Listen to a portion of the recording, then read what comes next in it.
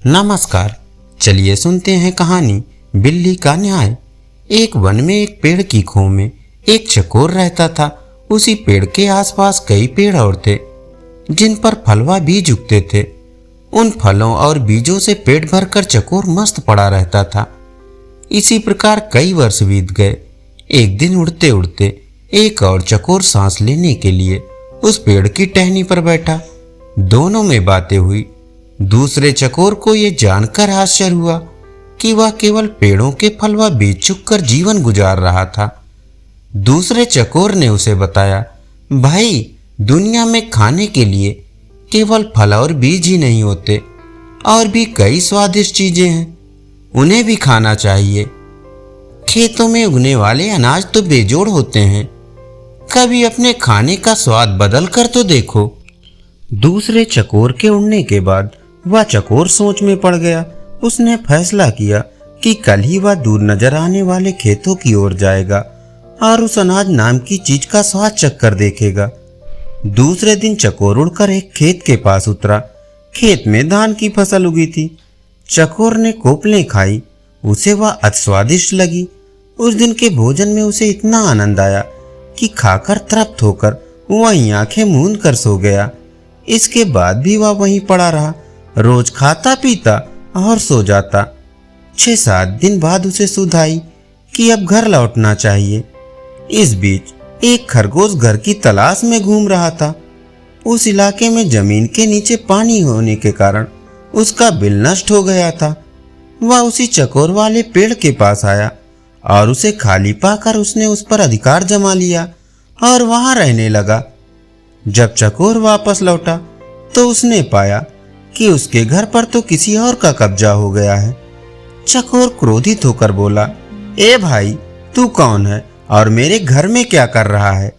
खरगोश ने दांत दिखाकर कहा, मैं इस घर का मालिक हूँ, मैं 7 दिन से यहाँ रह रहा हूँ, ये घर मेरा है। चकोर गुस्से से फट पड़ा, 7 दिन? भैया, मैं इस खोह में कई वर्षों से रह रहा हूँ, किसी भी आसपास के पंछी या चौपाए से पूछ लो। खरगोश चकोर की बात काटता हुआ बोला, सीधी सी बात है, मैं यहाँ आया, ये खोह खाली पड़ी थी और मैं यहाँ बस गया, मैं क्यों अब पड़ोसियों से पूछता फिरूं? चकोर गुस्से में बोला, वाह, कोई घर खाली मिले तो क्या इसका यह मतलब हुआ कि उसमें कोई नहीं रहता? मैं आखिरी बार कह रहा हूं कि शराफत से मेरा घर खाली कर दे, वरना। खरगोश ने भी उसे ललकारा, वरना तू क्या कर लेगा? ये घर मेरा है, तुझे जो करना है कर ले। चकोर सहम गया। वो मदद और न्याय की फरियाद लेकर पड़ोसी जानवरों के पास गया। सबने दिखावे की हूं की, परंतु ठोस रूप से कोई सहायता करने सामने नहीं आया। एक बूढ़े पड़ोसी ने कहा, ज्यादा झगड़ा बढ़ाना ठीक नहीं होगा, तुम दोनों आपस में कोई समझौता कर लो। पर समझौते की कोई सूरत नजर नहीं आ रही थी, क्योंकि खरगोश किसी शर्त पर खोह छोड़ने को तैयार नहीं था। अंत में लोमड़ी ने उन्हें सलाह दी, तुम दोनों किसी ज्ञानी ध्यानी को पंच बनाकर अपने झगड़े का फैसला उससे करवाओ। दोनों को यह सुझाव पसंद आया। अब दोनों पंच की तलाश में इधर उधर घूमने लगे। इस प्रकार घूमते घूमते वे दोनों एक दिन गंगा के किनारे आ निकले। वहां उन्हें जब तक में मग्न एक बिल्ली नजर आई। बिल्ली के माथे पर तिलक था, गले में जनेऊ और हाथ में माला लिए मृगशाला पर बैठी पूरी तपस्विनी लग रही थी। उसे देखकर चकोर व खरगोश खुशी से उछल पड़े। उन्हें भला इससे अच्छा ज्ञानी ध्यानी कहाँ मिलेगा। खरगोश ने कहा, चकोर जी, क्यों ना हम इससे अपने झगड़े का फैसला करवाएं।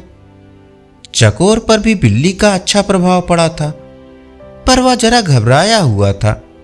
चकोर बोला, मुझे कोई आपत्ति नहीं है, पर हमें जरा सावधान रहना चाहिए। खरगोश पर तो बिल्ली का जादू चल गया था। उसने कहा, अरे नहीं, देखते नहीं हो, यह बिल्ली सांसारिक मोहमाया त्याग कर तपस्विनी बन गई है। सच्चाई तो यह थी कि बिल्ली उन जैसे मूर्ख जीवों को फंसाने के लिए ही भक्ति का नाटक कर रही थी। फिर चकोर और खरगोश पर और प्रभाव डालने के लिए वो जोर जोर से मंत्र पढ़ने लगी। खरगोश और चकोर उसके निकट आकर हाथ जोड़कर जयकारा लगाया, जय माता दी, माता को प्रणाम। बिल्ली ने मुस्कुराते हुए धीरे से अपनी आंखें खोली और आशीर्वाद दिया, आयुष्मान भव। तुम दोनों के चेहरों पर चिंता की लकीरें हैं। क्या कष्ट है तुम्हें बच्चों?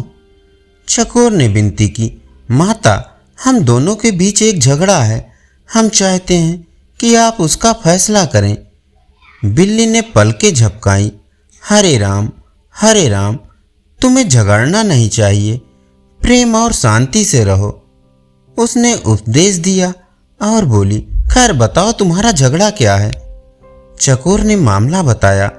खरगोश ने अपनी बात कहने के लिए मुंह खोला ही था कि बिल्ली ने पंजा उठाकर उसे रोका और बोली, बच्चों, मैं काफी बूढ़ी हूँ, ठीक से सुनाई नहीं देता, आंखें भी कमजोर हैं, इसलिए तुम दोनों मेरे निकट आकर मेरे कान में जोर से अपनी अपनी बात कहो ताकि मैं झगड़े का कारण जान सकूं और तुम दोनों को न्याय दे सकूं। जय सिया राम। वे दोनों भक्तिन बिल्ली के बिल्कुल निकट आ गए ताकि उसके कानों में अपनी अपनी बात कह सकें। बिल्ली को इसी अवसर की तलाश थी। उसने म्याऊ की आवाज लगाई और एक ही झपट्टे में खरगोश और चकोर का काम तमाम कर दिया। फिर वह आराम से उन्हें खाने लगी। धन्यवाद। अभी आप सुन रहे थे कहानी बिल्ली का न्याय।